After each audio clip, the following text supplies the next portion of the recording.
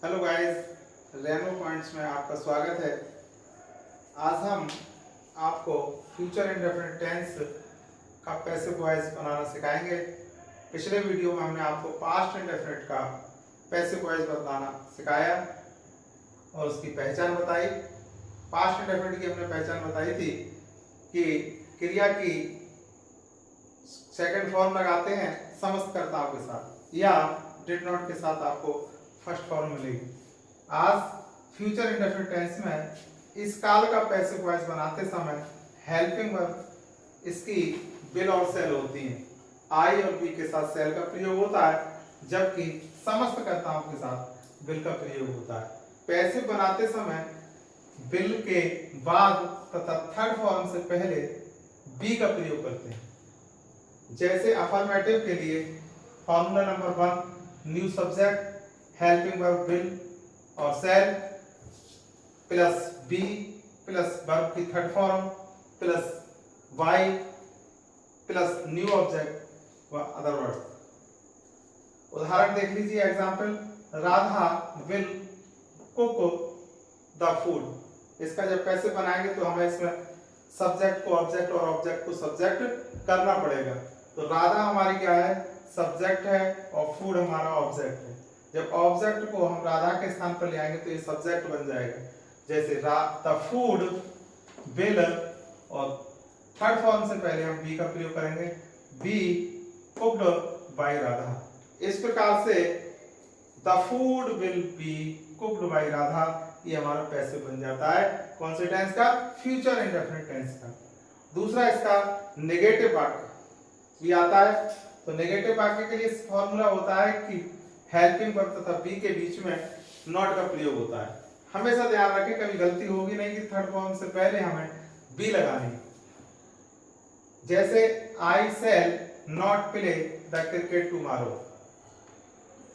आई means मैं shall not play नहीं खेलूंगा, क्रिकेट मानी क्रिकेट, टुमारो मानी कल।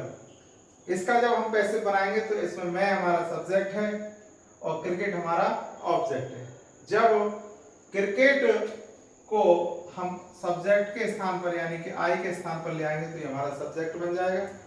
जैसे द क्रिकेट, और जैसा कि बताया कि आई और बी के साथ सेल का प्रयोग होता है तो क्रिकेट के साथ विल का प्रयोग होगा, अर्थात the cricket will not be played और मी ऑब्जेक्ट होता है आई का।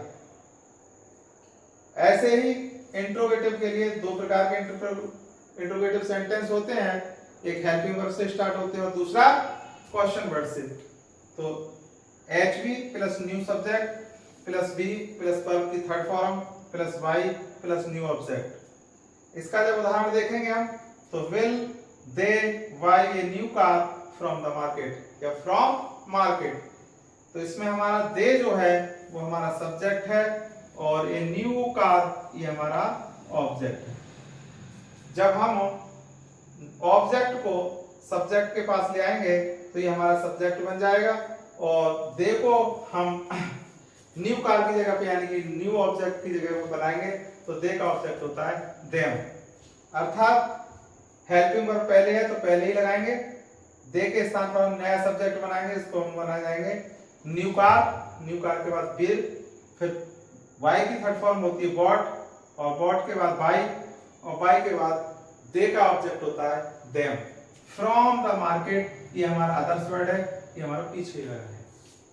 दूसरा होता है क्वेश्चन वर्ड से आरंभ होने वाला इंट्रोगेटिव सेंटेंस।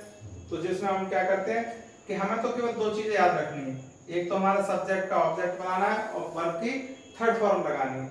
तो जैसे where will you fly a kite tomorrow.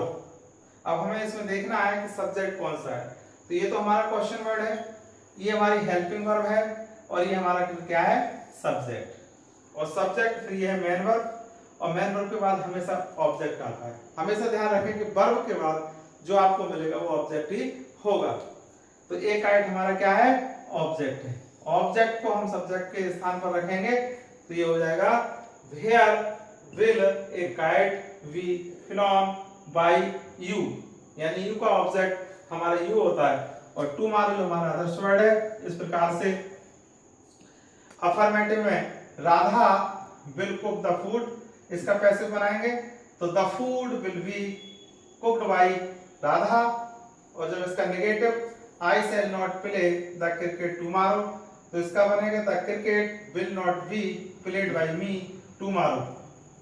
इस तरह इंट्रोगेटिव बनाएंगे, जैसे will they buy a new car from the market, तो इसका पैसिव जो बनेगा will a new car be bought by them from the market. अर्थात इसका जब बनाएंगे हम where will you fly a kite tomorrow, तो इसका पैसिव बनेगा वेयर को वेयर की जगह पर रखेंगे, विल की जगह बनेंगे, ऑब्जेक्ट को सब्जेक्ट और सब्जेक्ट को ऑब्जेक्ट बनाते समय एक काइट को ले लेंगे, तो where will a kite be flown by you tomorrow. इस प्रकार से फ्यूचर इंडेफिनिट टेंस का पैसिव वॉइस बनाया जा सकता है।